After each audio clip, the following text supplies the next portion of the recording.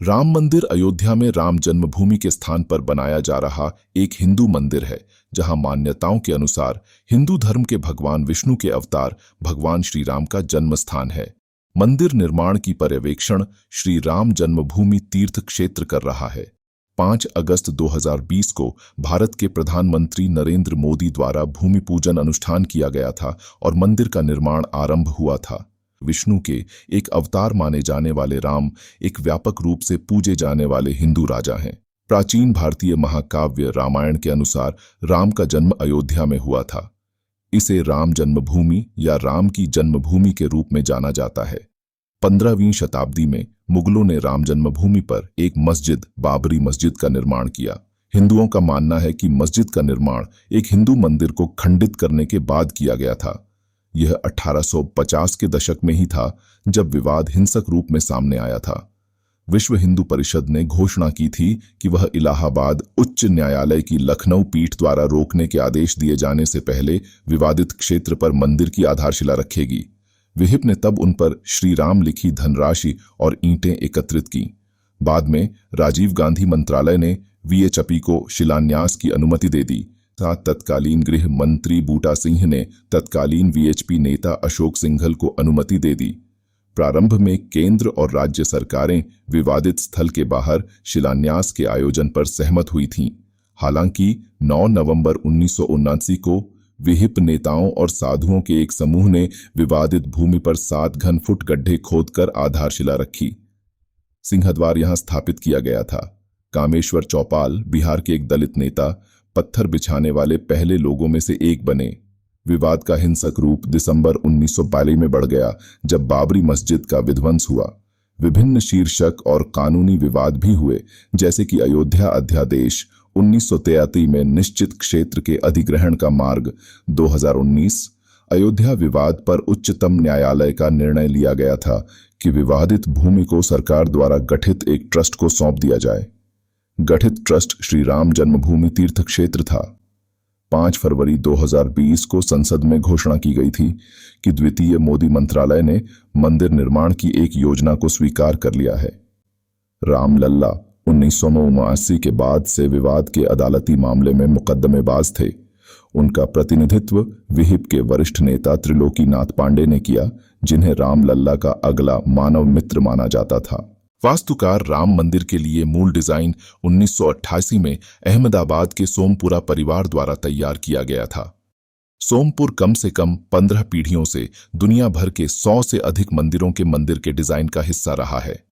राम मंदिर के लिए एक नया डिजाइन मूल डिजाइन से कुछ बदलावों के साथ 2020 में सोमपुर वासियों द्वारा तैयार किया गया था।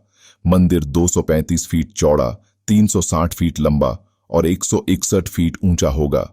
मंदिर के मुख्य वास्तुकार चंद्रकांत सोमपुरा के साथ उनके 2 बेटे निखिल सोमपुरा और आशीष सोमपुरा भी हैं, जो आर्किटेक्ट भी हैं। सोमपुरा परिवार ने राम मंदिर को नागरा शैली की वास्तुकला के बाद बनाया है, जो भारतीय मंदिर वास्तुकला के प्रकारों में से एक है। मंदिर परिसर में एक प्रार्थना कक्ष होगा, एक रामकथा कुंज, व्याख्यान कक्ष, एक वैदिक पाठशाला, शैक्षिक सुविधा, एक संत निवास और एक यति निवास, आगंतुकों के लिए छात्रावास और संग्रहालय और अन्य सुविधाएं जैसे एक कैफेटेरिया। एक बार पूरा होने के बाद मंदिर परिसर दुनिया का तीसरा सबसे बड़ा हिंदू मंदिर होगा।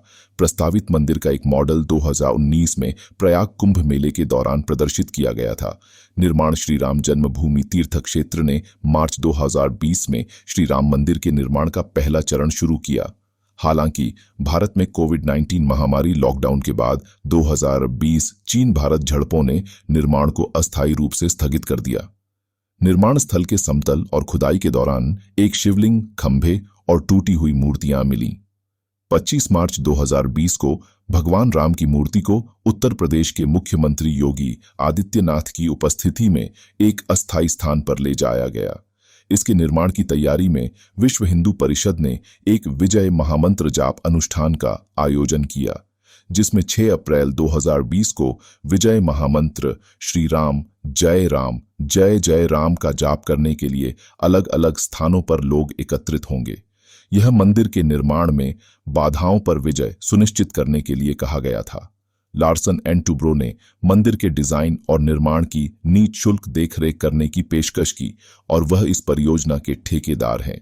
रिपोर्टें सामने आईं कि भारतीय अंतरिक्ष अनुसंधान संगठन इसरो ने सरयू की एक धारा की पहचान की थी जो मंदिर के नीचे बहती है। राजस्थान से आए 600,000 क्यूबिक फीट बलुआ पत्थर, बंसी पर्वत पत्थरों से निर्माण कार्य पूरा किया जाएगा।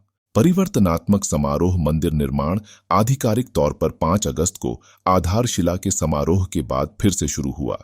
3 दिवसीय वैदिक अनुष्ठानों को आधारशिला के समारोह से पहले आयोजित किया गया था, जो कि भारत के प्रधानमंत्री नरेंद्र मोदी द्वारा आधारशिला के रूप में 40 किलो चांदी की ईंट की स्थापना हुई। 4 अगस्त को रामार्चन पूजा की गई। सभी प्रमुख देवी देवताओं को निमंत्रण दिया गया।